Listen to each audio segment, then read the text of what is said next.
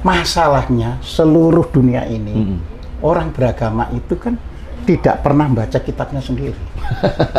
Jarang banget yang gitu, Pak Zim. Loh, orang itu hanya diberitahu kok. Diberitahu, iya. Nurut Ustadz saya membaca Al-Quran itu begini-begini, nurut. Nggak pernah baca sendiri. Nggak pernah baca sendiri. Jadi memang tidak tahu kalau memang cerita yang malaikat di alam kubur tadi nggak ada di Quran, Iya, nggak tahu karena nggak baca sendiri. Nggak ada. Bahwa di hadis kita tahu kan, hadis itu ada, tapi itu kan diperdebatkan masalah kesahihan dan kepalsuannya. Ya. Ada kelompok yang sudah menguasai di masyarakat bahwa itu ternyata bisa berpengaruh, ya itu sahih. Ya, tapi ada kelompok lain yang bilang palsu. Nah, seperti itu. Ya. Dan kita perlu tahu, kan? Makanya tadi saya katakan bahwa kita ini terus-menerus diikuti oleh penjajah. Ya, karena kan nggak mau penjajah melepaskan negara Indonesia yang sumber dayanya makmur begini ini. Ya. Ya, agama Islam itu sudah masuk sejak abad ke-7.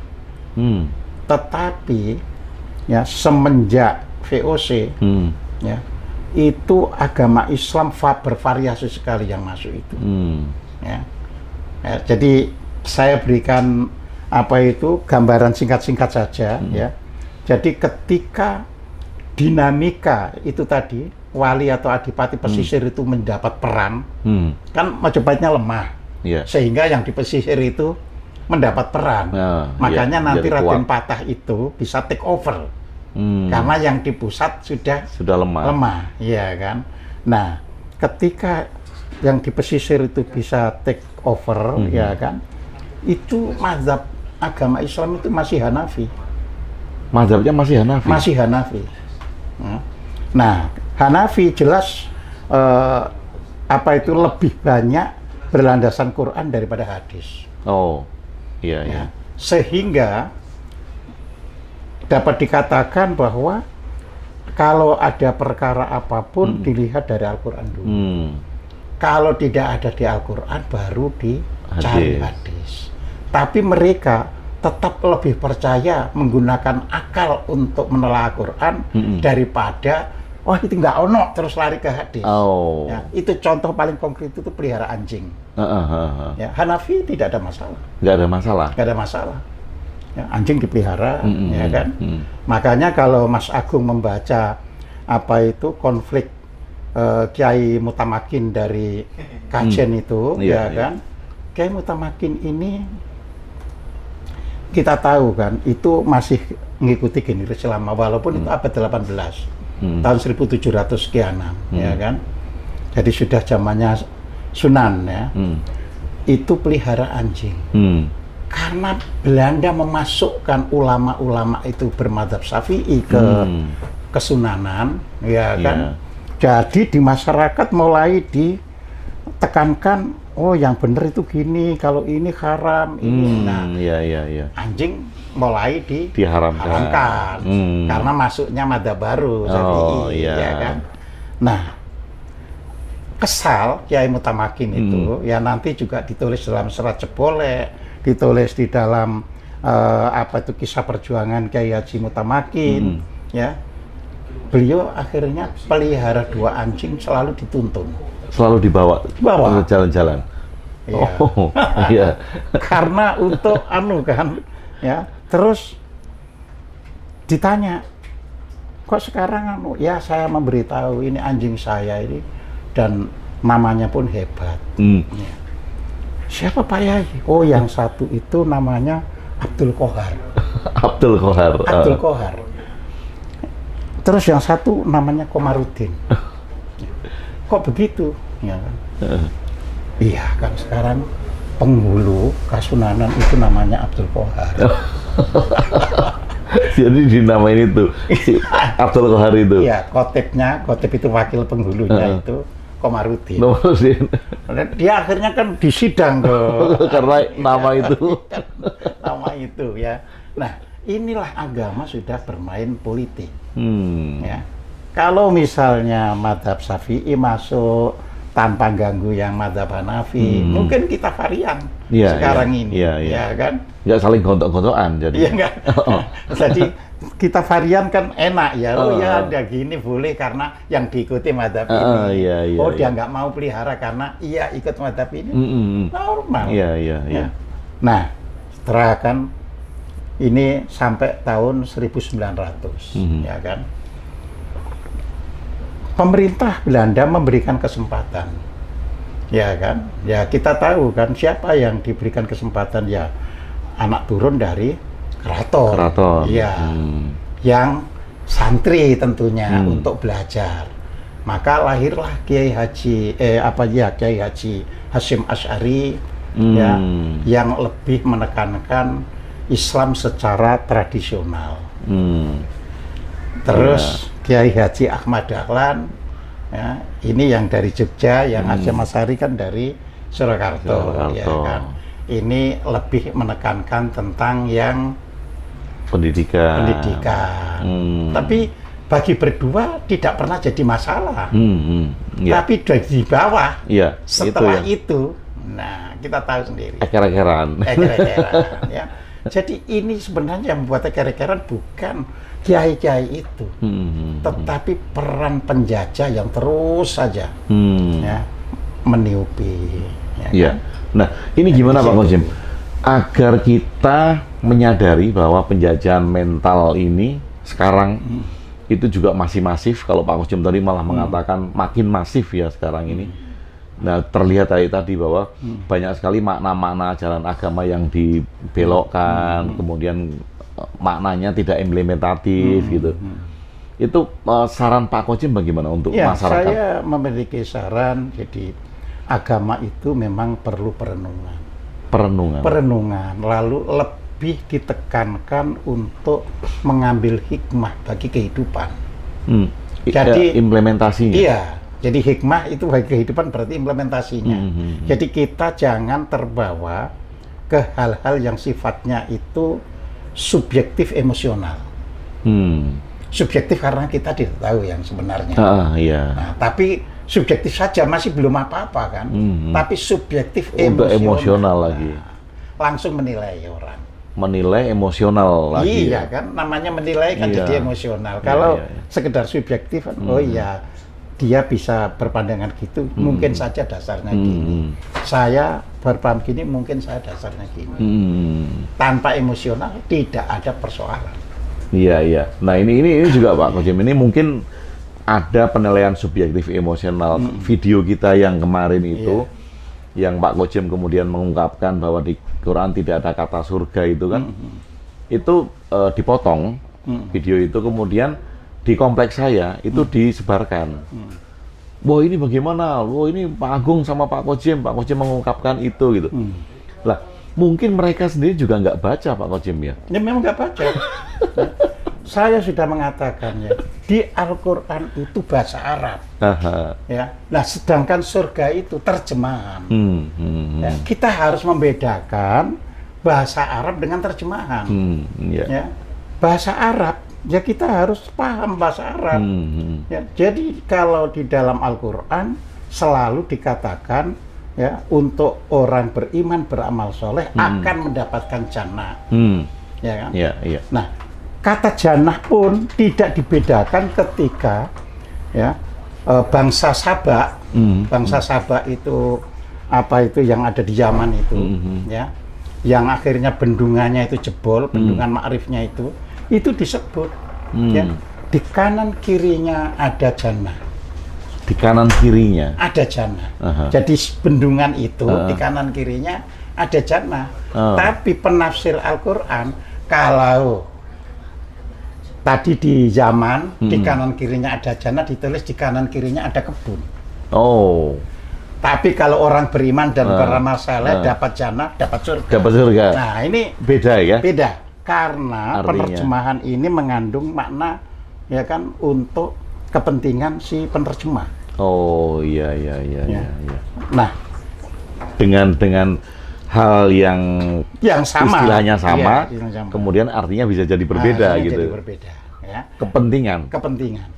Terus kita juga harus paham ya bahwa ya penerjemah itu kan bisa ada seperti orang Indonesia, juga bisa seperti orang Inggris. Ya. Orang Inggris itu karena rasional, jadi tidak pernah menerjemahkan jannah itu sebagai heaven. Karena rasional. Karena rasional. Ya, itu memang garden, ya, kebun kan gitu. Iya, kan. iya. Ya. Nah, ini bagi sebagian orang tadi yang tidak menyelami terlalu dalam, tentu akan protes Pak Kojim ya. Iya. Maksudnya tidak berpikir atau tidak mengkaji kembali. Tidak mengkaji gitu. kembali gitu. Nah ini terbukti seperti tadi Pak Kojim bilang, kalau banyak orang yang tidak mengkaji kembali, akhirnya penjajahan mental itu masif. Bisa dilihat dari tayangan-tayangan YouTube atau orang-orang yang komen-komen di YouTube yang nggak ngelihat isinya kemudian langsung itu yang terjadi. gitu. Makanya YouTube itu ya di satu sisi YouTube itu berguna kalau yang menyampaikan itu tidak ada kepentingan apapun, sekedar menjabarkan ilmu. Tapi itu sedikit. Yang banyak itu YouTube itu diviralkan karena ada kepentingan. Karena ada kepentingan. Iya. Nah, kalau yang tidak ada kepentingan seperti Pak Kojim kan jadinya murni kan? Iya, apa adanya. Apa adanya. Dan saya bisa cross check, waduh, bisa ambil kitabnya. Datanya ada, ya kan? Kitabnya ada, mari kita baca kan. Iya. Ya, jadi di situ. Jadi bukan sekedar ngomong. Oh iya, karena ada dasarnya untuk mengatakan itu. Ya. Makanya waktu yang lalu saya sampaikan di dalam Al-Qur'an dikatakan fi jannat, ya. Jadi di dalam jannah, ya. Di situ dikatakan, ya, yaitu tajrimin tahtihal anhar, mengalir sungai-sungai di bawahnya. Nah, itu kebun. Kalau yang definisi deskripsi kebun. Iyalah, heaven itu langit. Ya. Nah, mengapa orang Jawa mengenal surga? Nah, ini kita juga harus pahami. Iya. Ya kan? Kita bangsa Indonesia itu mengapa mengenal kata surga? Ya kan? Jadi tidak lantas karena kita mengenal surga terus ada kata lain berarti kita ini klop sama. Tidak lantas begitu. Ya. Kita itu bangsa Indonesia sampai hari ini menggunakan lampu sorot di pulau itu namanya mercusuar. Nah, suar itu adalah sur. Suar itu adalah sur. Ya. Jadi artinya apa? Cahaya. Ya. Nah, ga itu artinya masuk. Jadi ga itu masuk. Ya. Dengan demikian surga itu artinya masuk ke alam cahaya. Karena orang Jawa zaman dulu, kalau jiwa kita itu bersih, meninggalkan tubuh dan masuk ke alam cahaya. Itu yang dikenal sebagai surga bagi orang Indonesia. Jadi bukan masuk ke tempat atau ke taman yang ketika meminta apapun datang. Bukan. Tapi itu ke alam cahaya. Iya Pak Kojim. Nah ini Pak Kojim, hal yang sangat sering terjadi bahwa tujuan orang beragama itu sekarang, mengapa kebanyakan itu adalah surga, Pak Kojim? Apakah itu menggambarkan kesengsaraannya sekarang gitu, misalnya mereka sedang terhimpit, kemudian membayangkan tempat-tempat yang indah gitu. Jadi kebanyakan Pak Kojim sekarang, kalau saya pun disarankan, kamu harus begini supaya nanti masuk surga. Di pelajaran di sekolah juga begitu, nanti kamu berbuat baik, nanti kamu masuk surga gitu. Mengapa kok surga itu bisa menjadi satu tujuan yang penting, Pak Kojim? Apakah itu juga merupakan penjajahan? Iya, penjajahan. Karena kan gini, ya kita itu sudah sangat lama ya kan mengalami penderitaan akibat penjajahan, dan penjajah loh ya, itu akan berhasil kalau bisa memengaruhi kepercayaan masyarakat. Ya. Apa sih sulitnya orang kayak Seno Guru-gurunya belajar bahasa Arab? Iya. Seno Guru-gurunya itu menguasai bahasa Arab. Menguasai. Dan pernah menjadi imam di Masjidil Haram. Pernah menjadi imam di Masjidil Haram. Hebat sekali. Iya. Makanya ketika memberikan konsultasi kepada konsultasi dari pemerintah Belanda kepada Raja Sultan Aceh, tunduk Sultan Aceh. Karena dia menguasai bahasa Arab, sedangkan yang di sini tidak menguasai bahasa Arab. Ya. Jadi di situ persoalannya. Ya. Begitu orang itu sudah menderita, terus akhirnya timbul halusinasi bawah sadar.